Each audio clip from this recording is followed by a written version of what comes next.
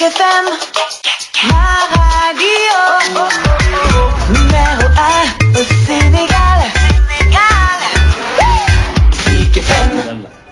Zik FM benn waxtu asalaamaaleykum.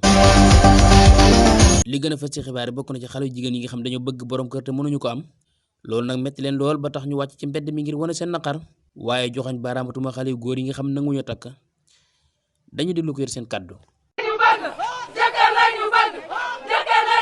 góor yi yan laay waxal da ngeen ni takk baa ngeen ba. Bon, je parle au peuple sénégalais. Moi ici présent, j'ai pas de jëkkër depuis la juddu ba léegi.